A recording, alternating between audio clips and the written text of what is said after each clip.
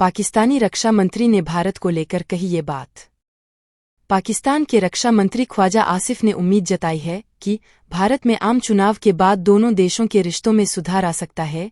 ख्वाजा आसिफ का यह बयान भारतीय विदेश मंत्री एस जयशंकर के उस बयान के बाद सामने आया है जिसमें उन्होंने सिंगापुर में कहा कि पाकिस्तान में आतंकवाद उद्योग का रूप ले चुका है और अब भारत आतंकवाद को बर्दाश्त नहीं करेगा।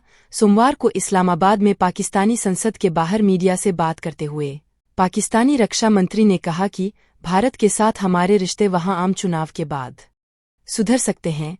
भारत और पाकिस्तान के संबंध बीते कई वर्षों से खराब है और खासकर 2019 में जब भारत ने कश्मीर से अनुच्छेद 370 हटाने का फैसला किया था तो पाकिस्तान ने इस पर आपत्ति जताते हुए भारत से अपने राजदूत को वापस बुला लिया था।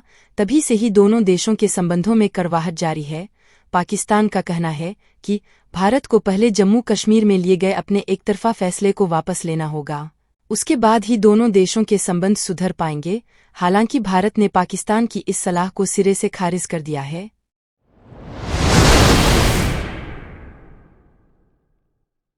सुरक्षाकर्मियों से मुठभेड़ में 9 नक्सली ढेर। छत्तीसगढ़ के बीजापुर में मंगलवार की सुबह सुरक्षाबल के जवानों को बड़ी कामयाबी मिली। गंगालूर इलाके में पुलिस और नक्सलियों के बीच हुई मुठभेड़ में जवानों ने अब तक 9 नक्सलियों को मार गिराया है। वहीं घटनास्थल से LMG, लांचर और भारी मात्रा में नक्सलियों का सामान बरामद हुआ है। खबर है कि मौके से कई अत्याधुनिक हथियार बरामद हुए हैं।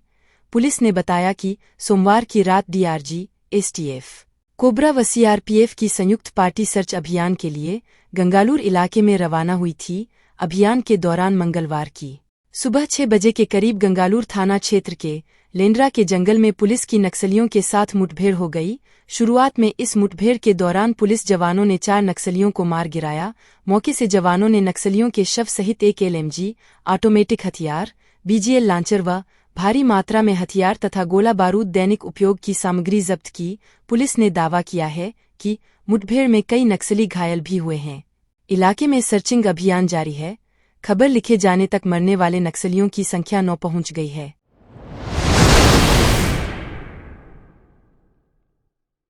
बदायूं में विस्फोट, इलाके में मची अफरा तफरी। इस्लामनगर कस्बे में सोमवार अपराह्न करीब 3 बजे ऐसा धमाका हुआ कि उसकी आवाज़ 1 किलोमीटर दूर तक गई। काफी देर तक लोग समझ ही नहीं पाए कि आखिर क्या हुआ।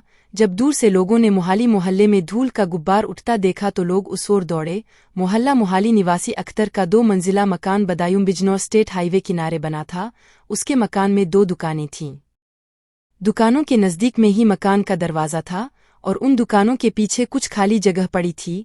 उसके पीछे कमरे और बरामदा बना था। इस हादसे में अख्तर का पूरा मकान और दुकानें ध्वस्त हो गईं। नज़दीक में रहने वाले लोगों ने बताया कि शायद कहीं भूकंप आया है, तो कोई कह रहा था कि कहीं सिलेंडर फटा है।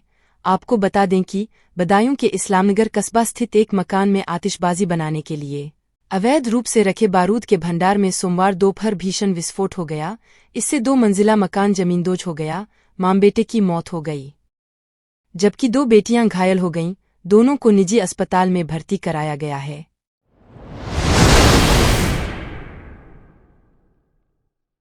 सुप्रीम कोर्ट से सांसद संजय सिंह को राहत। सुप्रीम कोर्ट ने दिल्ली उत्पाद शुल्क नीति घोटाले से संबंधित धन शोधन मामले में आप सांसद संजय सिंह को जमानत दे दी। जस्टिस संजीव खन्ना, न्यायमूर्ति दीपांकर दत्ता और न्यायमूर्ति PB वराले की पीठ ने मंगलवार को 6 महीने से जेल में बंद संजय सिंह को जमानत देने का आदेश दिया। सुनवाई के दौरान प्रवर्तन निदेशालय ने कहा कि अगर आप नेता को मामले में जमानत दी जाती है तो उसे कोई आपत्ति नहीं है। इससे पहले सुप्रीम कोर्ट ने ED से पूछा था कि क्या सिंह को और कुछ समय के लिए हिरासत में रखने की जरूरत है। सुप्रीम कोर्ट ने ED से कहा था कि अगर दिल्ली आबकारी नीति घोटाला मामले में आप नेता संजय सिंह की हिरासत की जरूरत है तो लंच ब्रेक के बाद इससे उसे अवगत कराया जाए। इसके अलावा शीर्ष अदालत ने कहा था कि आप नेता संजय सिंह 6 महीने जेल में बिता चुके हैं और उनके खिलाफ 2 करोड़ रुपए की रिश्वत लेने का आरोप है। इन आरोपों की जांच ट्रायल के दौरान की जा सकती है।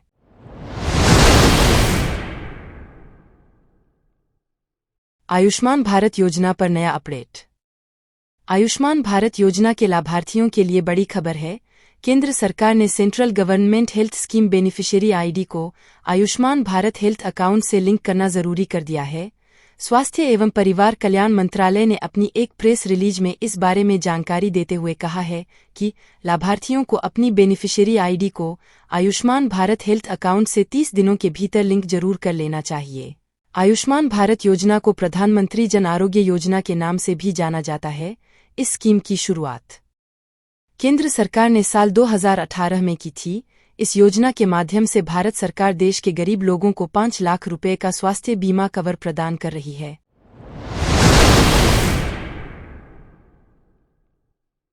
रुद्रपुर में प्रधानमंत्री मोदी ने चुनावी जनसभा की। पीएम मोदी ने देशी अंदाज में हाल चाल लिया।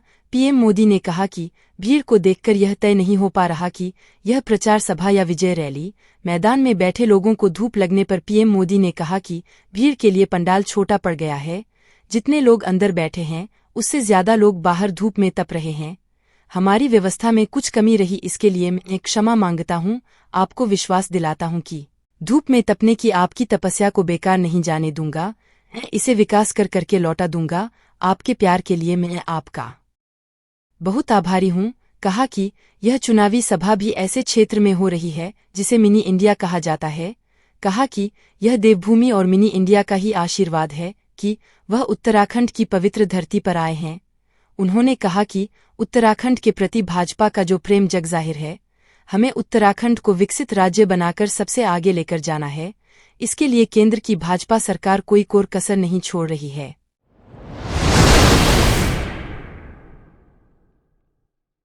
कांग्रेस ने 17 उम्मीदवारों का किया ऐलान। कांग्रेस ने लोकसभा चुनाव के लिए अपने उम्मीदवारों की एक और सूची जारी की है। इसके मुताबिक वाईएस शर्मिला रेड्डी आंध्र प्रदेश के कडप्पा से, एमएम पल्लम राजू काकीनाडा से चुनाव लड़ेंगे। सूची में मोहम्मद जावेद को किशनगंज और तारिक अनवर को कटिहार से चुनावी मैदान में उतारा गया है। इससे पहले पार्टी ने बीते दिन महाराष्ट्र की अकोला और तेलंगाना की वारंगल लोकसभा सीट से चुनाव लड़ेंगे। लोकसभा की 543 सीट के लिए 19 अप्रैल से 1 जून के बीच 7 चरण में चुनाव होना है। मतगणना 4 जून को होगी।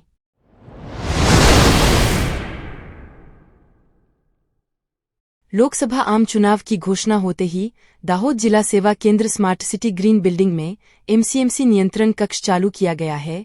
तैयार मीडिया मॉनिटरिंग सेंटर का जिला निर्वाचन अधिकारी एवं कलेक्टर योगेश निरगुडे ने दौरा किया। जिला निर्वाचन अधिकारी एवं कलेक्टर योगेश निरगुडे ने मीडिया मॉनिटरिंग सेंटर में प्रदर्शित चुनाव संबंधी विवरण का अवलोकन किया तथा यहां कार्यरत कर्मयोगियों को उनके दायित्वों के संबंध में आवश्यक सुझाव दिए। इसके साथ ही जिला निर्वाचन अधिकारी योगेश निरगुड ने 24 घंटे कार्यरत शिकायत निवारण नियंत्रण कक्ष एवं व्यय निगरानी कक्ष का भी दौरा कर यहां संचालन एवं व्यवस्थाओं का निरीक्षण किया तथा संबंधित अधिकारियों को आवश्यक निर्देश दिए। इस भ्रमण के दौरान जिला विकास अधिकारी उत्सव गौतम सहित अन्य अधिकारी एवं कर्मचारी उपस्थित रहे।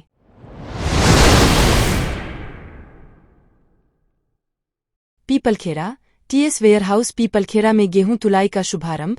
वेयरहाउस के समीप स्थापित देवस्थान एवं उपज तुलाई में उपयोग होने वाले तोल कांटे, सिलाई मशीन आदि का पूजन कर किया गया। पुजारी गोपाल महाराज द्वारा पूजन के समय मंत्रोच्चार किया गया।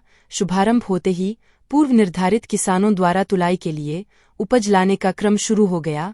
वेयरहाउस के समीप ठंडा पेयजल, छाव आदि सुविधाओं की खुशी अनेक कृषकों खिलखिलाती हंसी बता रही थी। तुलाई शुभारंभ अवसर पर किसान भारी संख्या में उपस्थित थे।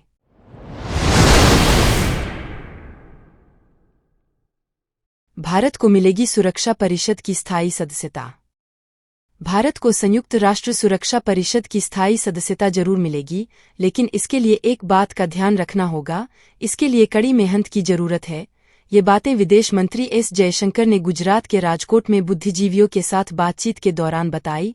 दरअसल इस दौरान दर्शकों ने विदेश मंत्री से संयुक्त राष्ट्र सुरक्षा परिषद की स्थायी सदस्यता को लेकर भारत की संभावनाओं के बारे में सवाल पूछा था।